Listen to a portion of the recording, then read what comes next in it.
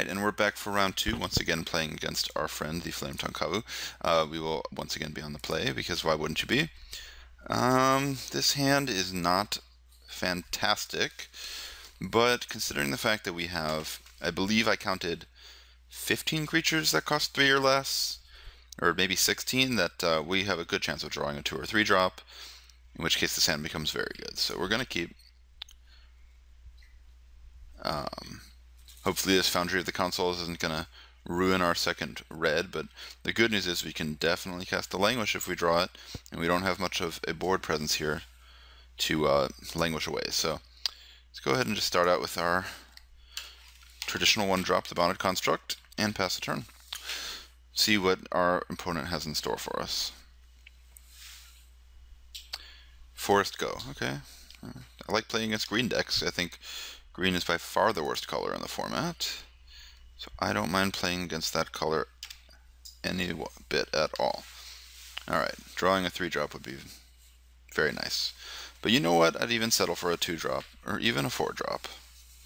That is how charitable I really am. Man, he didn't even have a 2-drop. See, I said I'd settle for the 4-drop, and then the 4-drop showed up.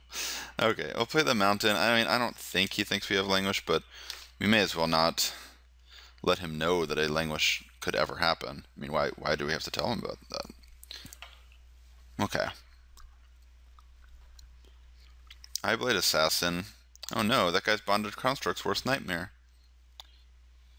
That's okay. Alright. Let's go ahead and play this Blazing Hellhound guy.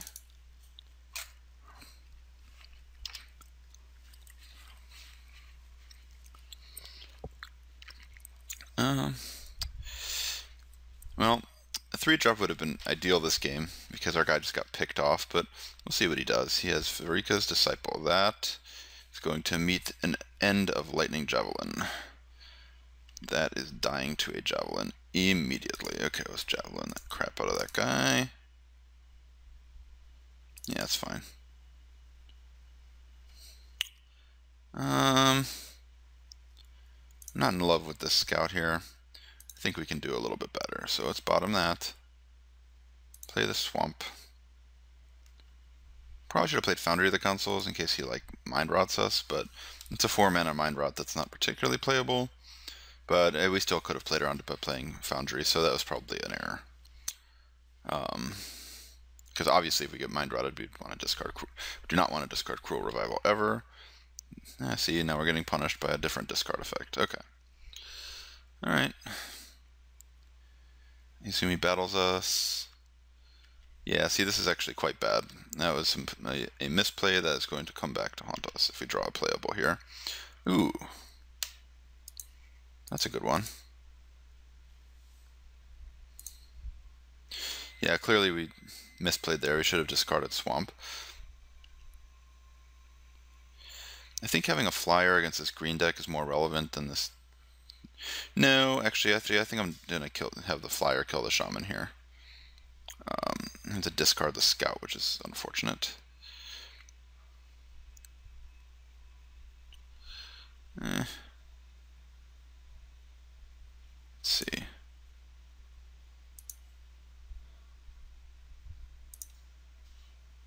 Bam, kill that.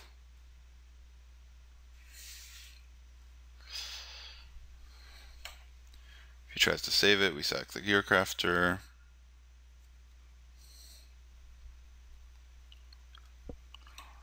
He's thinking a lot, which means he might have something like a Titanic Growth, but it doesn't actually work here. Okay.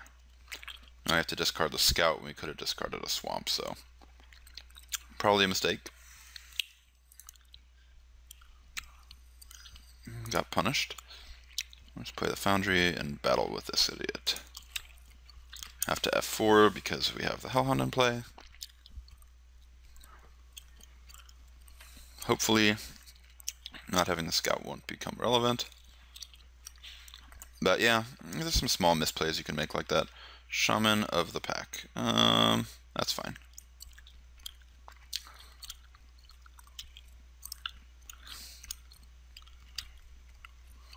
Ooh, Ram Roller, that's a good one.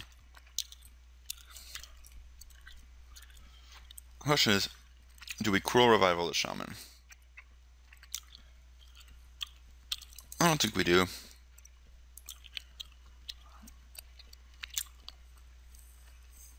He's at 12? Maybe we do. He does have 4 cards, though. Ramroller is going to be very large, and Blazing Hellhound. I get it got a lot of good work in.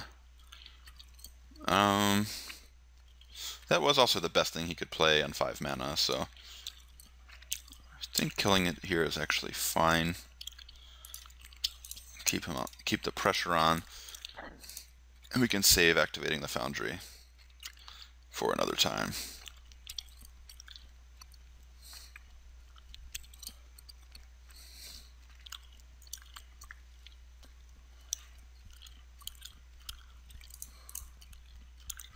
But I'm making this play mostly because last turn he didn't do anything. Okay, he does have something. It is the Titanic Growth, perhaps.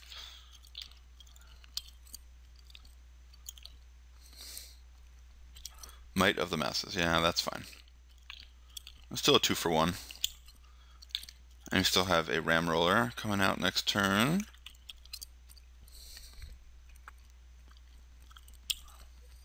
Plays a fatty or something. Ooh, okay. Alright, back after a little disconnect action here. I have him at 10. Ooh, Hangerback Walker's a nice one.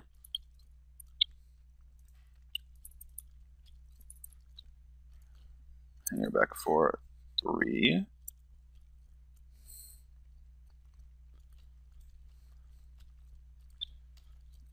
And so he has us on a 3-turn clock, but we have him on quite a clock as well.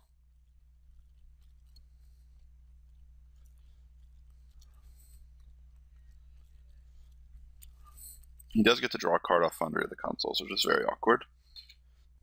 But that'll put him to 9. And if our guys start dying, he draws some cards, but he loses some life. We'll have to see what happens. We also can get a situation where we can Languish and kill him with the Languish, which is kind of funny. And or Empath. Very nice. Very nice.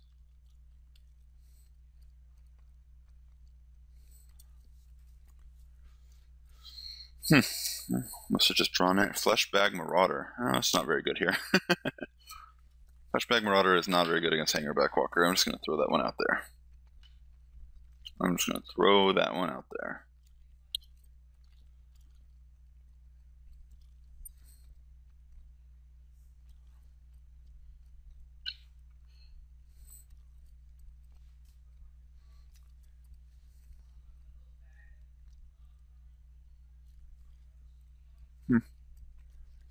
Well, oh, he's battling me. That does not seem like quite a very good play. But, okay.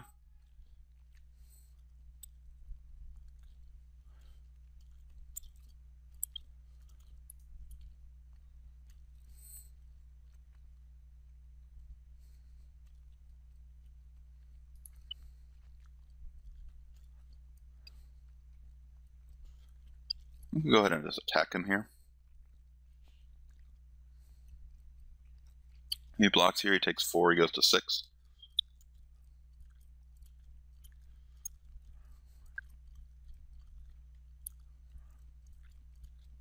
He does get to draw the card, which is minorly annoying. The question is, do we play Ramroller or do we not play Ramroller? To Ramroller or not Ramroller? That is the question. I think the answer is do not play Ramroller.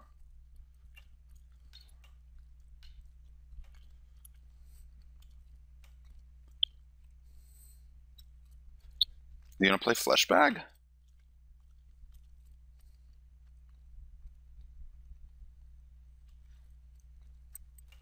I cannot see a world in which he wants to play Fleshbag here. And he goes to 5 off just that. He goes to 4 off the Foundry, and then he's just dead. He's dead. He's dead and he can't win? I don't think. Alright, I think he's figured that out.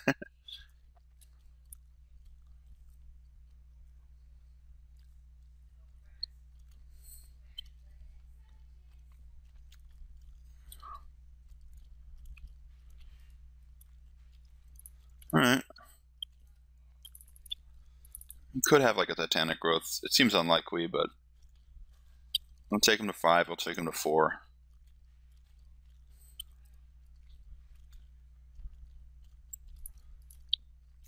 I mean, we can just kill him by blocking at this point. Almost don't even need to attack him.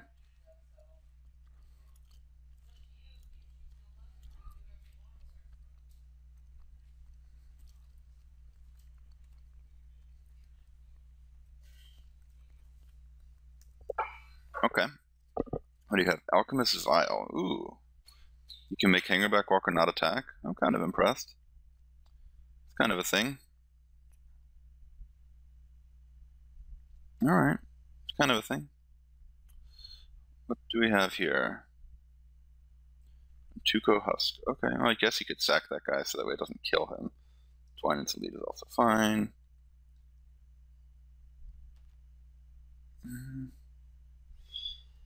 It's kind of odd. So, he can battle with Hangerback. He has to block. Then we just play Ram Roller.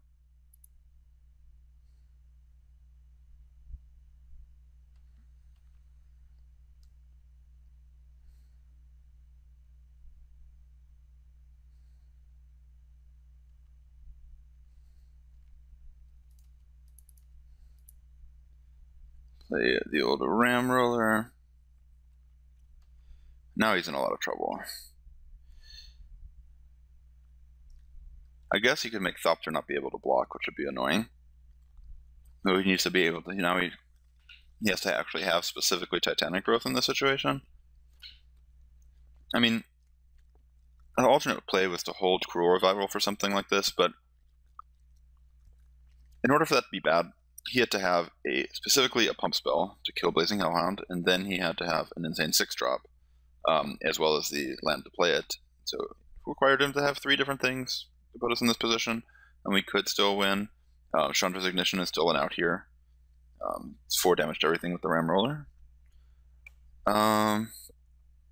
He can't. We know for a fact one of his cards is a card he cannot play, which is the Sacrifice Dude.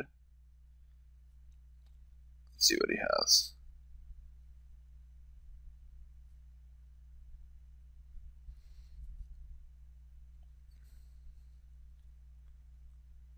This Alchemist Vial is going to be extremely annoying. He's going to make me not be able to block at an inopportune time, I'm sure.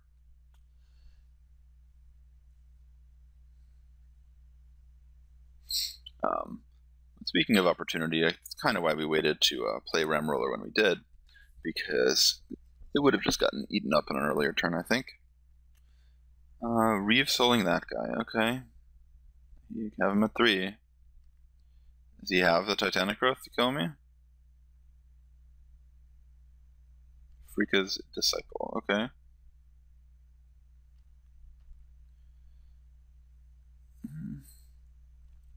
A removal spell for a Nantuko Husk would be excellent here. But I guess it could take the form of the 3 damage, which I would just point to his face, so. Okay. Oh, I guess that's lethal. Okay, he got me. Because the Vial. Okay, fair enough. Exaxes. Was I going to draw anything? No. Okay. Fed the Soul Hoarder. Yeah. Guess we could have played around it. I'm not 100% though. I think that like pressing the advantage when he was sitting around doing nothing is 100% fine. Against this deck, do I want anything else? Do I want a Read the Bones, for example? I don't think so. I think we just roll with it. It's possible that Read the Bones would come in for one of the constructs, given the fact that we saw Eyeblood Assassin, but it's just not worth it. I think our curve is too good to really screw up with like card draw when we just want to be curving out and attacking. I mean, yes, we could have played differently there and killed the Soul Hoarder and then probably gone on to win in the air in some way. But, what are you going to do? You know, his draw was extremely wonky after that. I mean, he had to have weird stuff, like he had to have a pump spell into a land, into a guy, into a falter, into a Nantuko Husk.